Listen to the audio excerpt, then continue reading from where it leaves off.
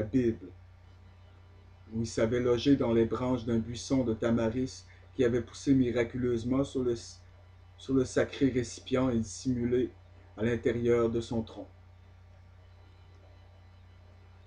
Maintenant, rappelez-vous ce tamaris, et n'oubliez pas que c'est un arbre. Le roi de Byblos, étonné de ce miracle, fit abattre l'arbre du tronc contenant la boîte, du tronc contenant la boîte, il fit un pilier pour soutenir le toit de son palais.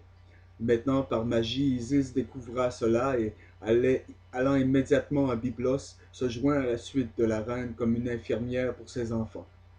La nuit, quand tout le palais était endormi, Isis se transforma en une hirondelle et voltigea autour de la colonne, se lamentant sur son sort dans d'étranges, tristes notes. En temps voulu, Isis a révélé sa nature divine et a demandé que le pilier soit coupé. En prenant si la poitrine, elle partit avec elle dans un lieu désert où elle exécuta certains rites magiques par lesquels le corps d'Osiris était temporairement animé, et par cette animation, elle reçut d'Osiris un fils qui fut appelé le jeune Horus, l'enfant qui a été conçu de la mort. Maintenant, il y a une certaine confusion dans le conte à ce point. Plutarque dit qu'Isis a quitté le corps d'Osiris temporairement pour rendre visite à son fils Horus, juste mentionné, mais le contexte de la fable ferait plutôt appel à son départ dans un endroit isolé où l'enfant pourrait être né à l'insu de Typhon, qui l'aurait certainement détruit. Isis cacha la poitrine dans un lieu isolé et peu fréquenté, mais Typhon, chassant une nuit à la lumière de la lune, le découvrit par hasard.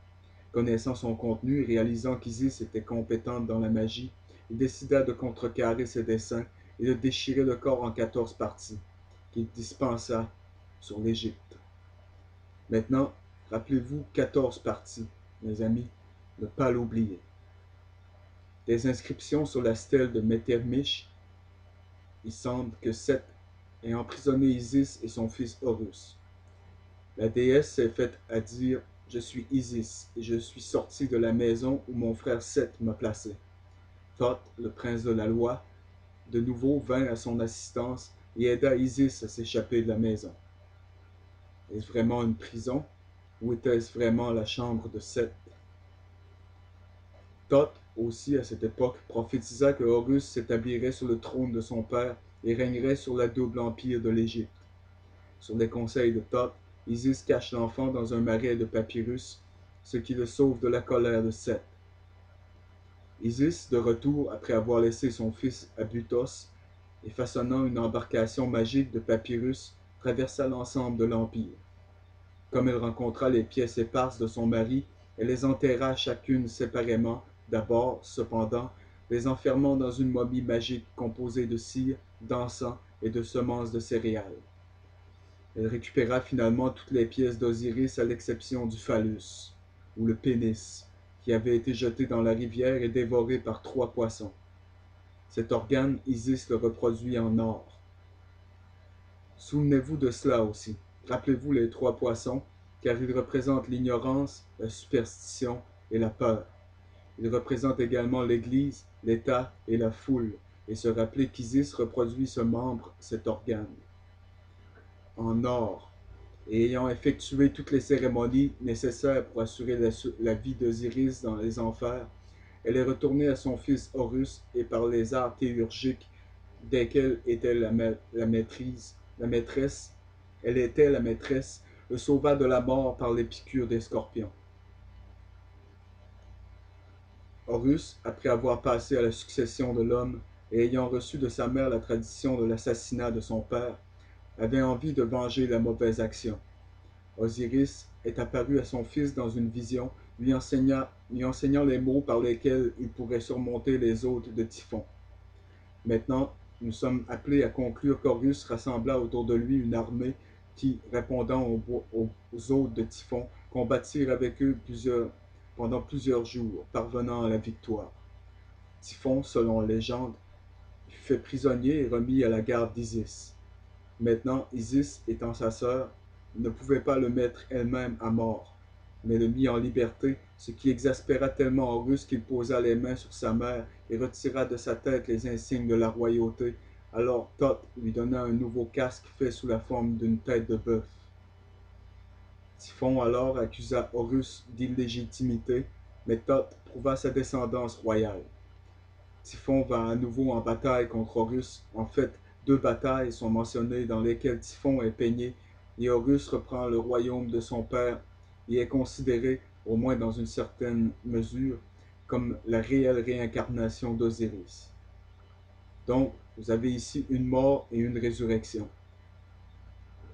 Après sa résurrection dans l'au-delà, l'ombre d'Osiris visite Isis et en conséquence, elle donne naissance à un autre fils, car c'était par un Saint-Esprit, car elle ne connaissait pas d'homme vivant.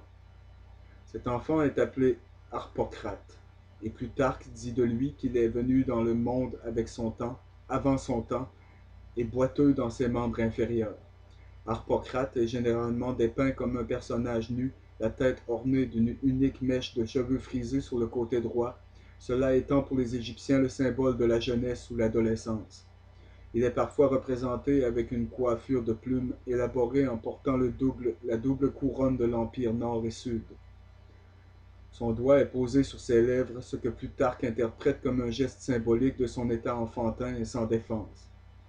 Les Grecs et les Romains, cependant, considéraient ce geste comme un symbole de silence ou de secret, et de cela surgit la coutume de placer le doigt sur les lèvres comme une motion pour le calme et le secret, et nous le faisons aujourd'hui. Des statues du dieu Harpocrate ont été placées à l'entrée des temples et des retraites sacrées où les drames des mystères ont été réalisés comme un signe que le silence et le secret doivent être respectés dans les saints endroits et que tous les initiés étaient liés par les vœux de la discrétion. Harpocrate est parfois aussi montré debout, et une autre fois il est représenté assis sur une fleur de lotus, tout comme Bouddha. Bien qu'il est généralement représenté avec une enfantine immaturité du corps, l'imperfection de ses membres inférieurs, telle que décrit par Plutarque, n'est pas apparente dans aucun des dessins égyptiens. Il semblerait donc que les déclarations concernant cette déformation devaient être soigneusement examinées. Samuel Squire, duquel la traduction d'Isis et Osiris de Plutarque, faite en 1744, est encore le plus souvent citée par les égyptologues, et elle déclare définitivement boiteux dans ses membres inférieurs. G.R.S. Mead a traduit le même texte que beaucoup plus tard et donne une interprétation légèrement différente des mots de Plutarque. M. Mead a dit faible en ses membres de bas en haut. Cette différence de formulation, quoique légère, peut avoir une signification inattendue. Vous voyez, il y a quelques informations générales contenues dans le traité de Sinésius sur la providence qui devraient être incluses dans cette épique osirienne. Sinésius est d'avis qu'Osiris doit être considéré comme un roi historique dont le Père transcendant, dans la sagesse, a instruit son Fils bienveillant de tous les secrets de la science divine du gouvernement. Sinésius est déplacé vers cette conclusion par le désir de conserver toutes les spéculations dans le domaine du raisonnable. L'évêque platonicien semble avoir tiré une grande partie de son conte d'origine étrangère au traité de Plutarque, ou a possiblement interprété différemment les restrictions imposées par ses vœux.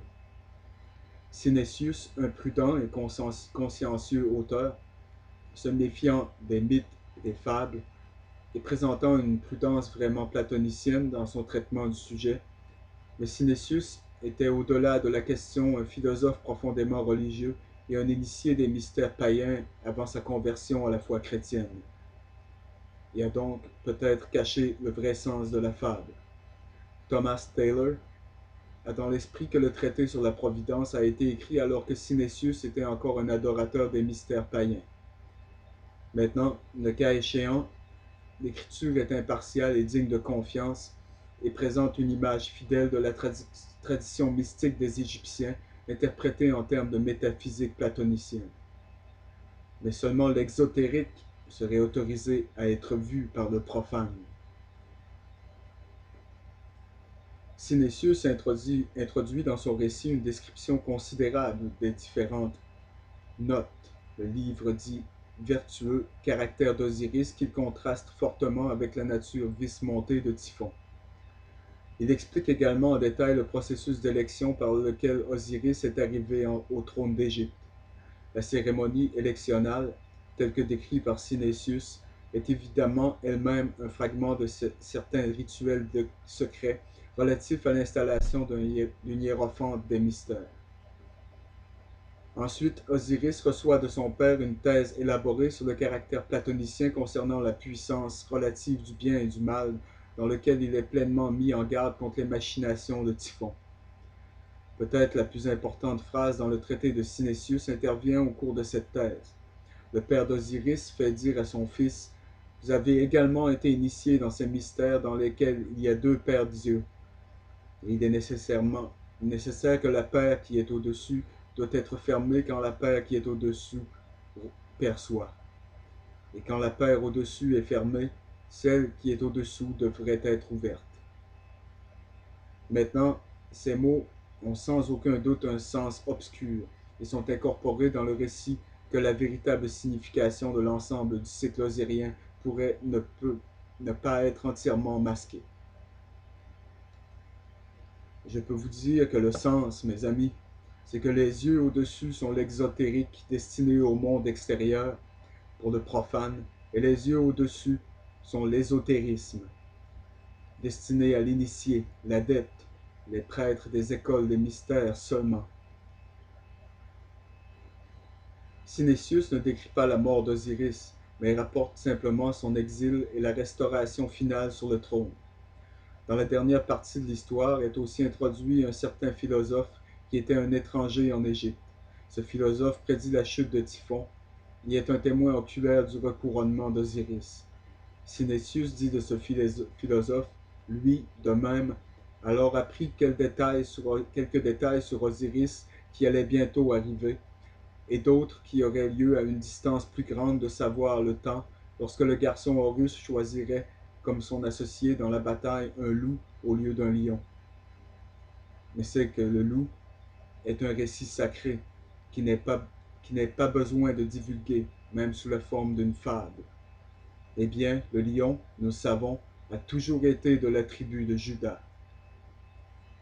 Telle est la tradition étonnante du bon roi Osiris, la première victime, la première momie et la première résurrection. Il meurt et renaît de nouveau sous trois formes. Premièrement, comme le dieu des enfers, où il justifie les règles de la mort. En deuxième lieu, comme le jeune Horus, dans laquelle forme il se bat pour son propre honneur. Et le troisième, comme Harpocrate, l'enfant muet. Les deux dernières formes sont considérées comme des incarnations ou des modes de réalisation de soi-même, mais il existe indépendamment d'eux, comme le juge des nuances et le Seigneur de la résurrection. Maintenant, nous savons qu'Osiris était aussi connu comme le soleil, et Horus était connu comme le nom de l'enfant ou le jeune Osiris, le jeune Horus, Horus bébé. Ainsi, après le coucher du soleil à l'ouest, quand il s'est levé le lendemain matin, il s'est levé en tant que le jeune Horus, et comme il a traversé le ciel, il est devenu Osiris, puis l'aîné. Mais dans les légendes, c'est différemment, à des moments différents. Osiris ou Horus, Horus le jeune, Horus à sa force maximale à midi, et Horus l'aîné, qui était